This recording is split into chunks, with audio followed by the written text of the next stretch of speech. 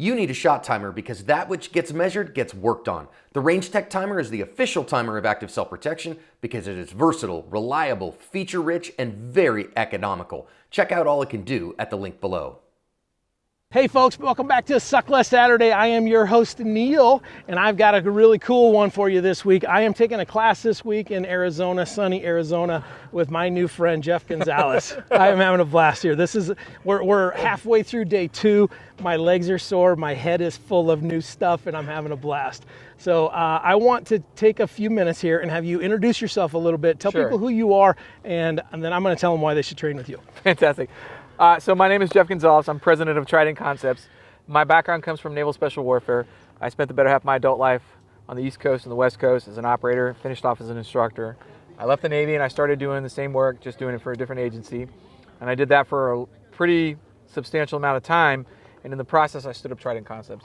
And we were talking about this on day 1, but next month will be my 20th anniversary for Trident Concepts being out there. So that's kind of surreal. Yeah, that's a long time, right? It's a long time. It is. Wow. So yeah, we've been pretty lucky. I count myself pretty lucky. So through the class, we've had a lot of fun because one thing that you come to class for is you want to learn, the skills and the abilities and all of the different knowledge-based stuff. But and I don't like going to a class where it's nothing but war stories. Oh yeah, right? Yeah. But there's been enough war stories that you're like, okay, this dude's legit. and so it's really fun to learn from people that and they can say, no, here's why we're doing this. Yeah. Because this happens. And so here's why that's stupid. You don't need to do that, right? I try not to say stupid, but yeah, a lot of times I do. Right. Well, you have permission to say it to me because I feel like you may have noticed I'm not the biggest, most advanced rifle shooter on the planet. Well, that's what people come to the classes for. Yeah, so see, that's his kind way of saying you suck. And it is Suck Less Saturday, so I'm trying to suck less with a rifle. I love it. And I'm having a blast here. Good. So you said something, and this is going to be a little bit different than Suck Less, because typically Suck Less, we're like, hey, go do this dry fire thing all week, or go stretch and do some yoga, or Cecil Birch is standing over there, go roll around on a mat. But you said something that popped in my head yesterday about accuracy and precision and how they're not the same thing. Right. And that was a new idea to me that just opened up my mind a little bit. I want you to expand on that and talk to people about that. I would love so to. They can Yeah, that's one of my favorite subjects to talk about. And a lot of times they get used interchangeably. Yeah. Accuracy and precision.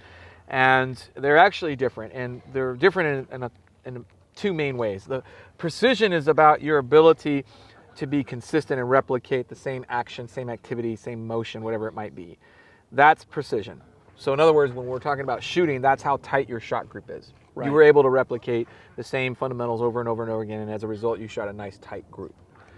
Accuracy is relevant in the sense of it takes your intention to hit a specific target or to achieve a certain goal. How accurate, how close did you get to that is really what accuracy is. So what you can see in the shooting world, particularly when we're shooting rifles, is you can have a shooter who is very precise. They're shooting a really tight shot group. However, it is not on the intended target, so they're not accurate. Tight group, but not accurate. Then you can have the other side of the coin, which is where you can have a shooter who has what I consider to be more of a looser group, but it's centered over the intended target. So they're not precise, but they're accurate. Right. So the ultimate goal is to marry up both of those to where you're precise and accurate. And that is what defines a rifleman. Yeah, and it does not define me. I'm not, at the loosest form of rifleman, I would not fit that mold. We talk about in the pistol world, because everybody knows I shoot pistols a lot. Yeah. And I've had a lot of training there. We talk about accurate hits, because we're talking civilian self-defense. Yeah. And when you have to pull your gun as a civilian, your life matters. For sure. And you don't have a bunch of buddies there with you typically to back you up. So we talk about acceptable hits. So if I've got an 8-inch target, I'm going to use it. Yeah. And that's what I tell people. Yeah. So that's accuracy to me. That always has been. Yeah. I don't really care about the rest of it. But then all of a sudden I start shooting a rifle and I'm like, oh, that it really does matter, because I want to get that I want to be as precise as I can. Because Right. that matters too. Well, it does, and it's context. Like for instance, like I completely agree with you. An acceptable sight picture. If I have 8 inches, I want to be able to use all 8 inches.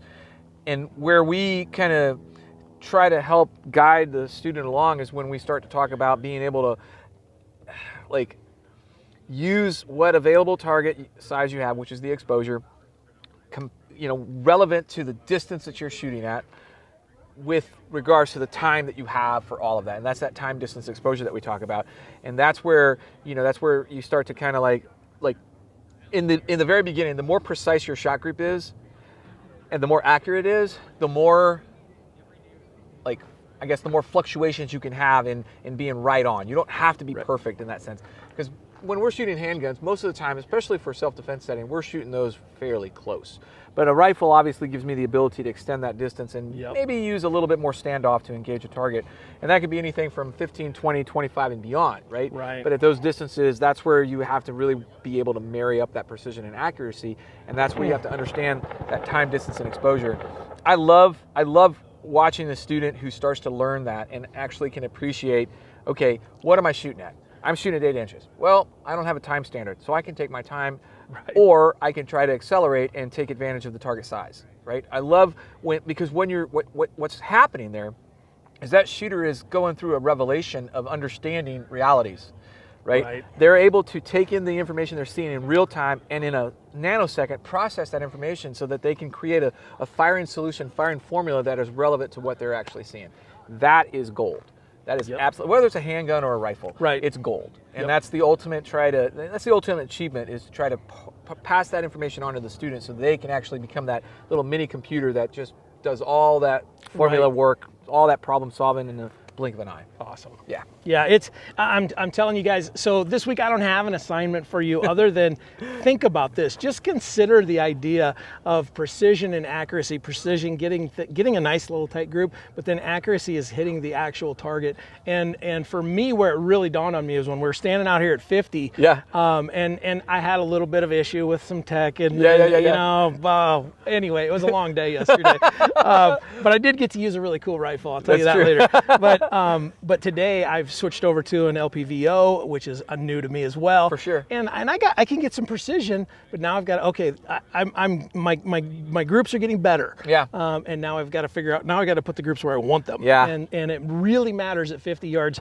Down here at 5 and 10 yards, I can go fast like I like to go fast. Absolutely. So just consider the idea. Think through that. Open that up in your brain, and maybe as you're doing your dry fire, think about that you can go super fast and get acceptable hits at 5 yards, but if we move out beyond that, especially with a pistol, you get out to 25, that kind of thing, all of a sudden that you got to marry up that accuracy. So this week you don't even have to do anything, you just have to think. So you're welcome. Yes.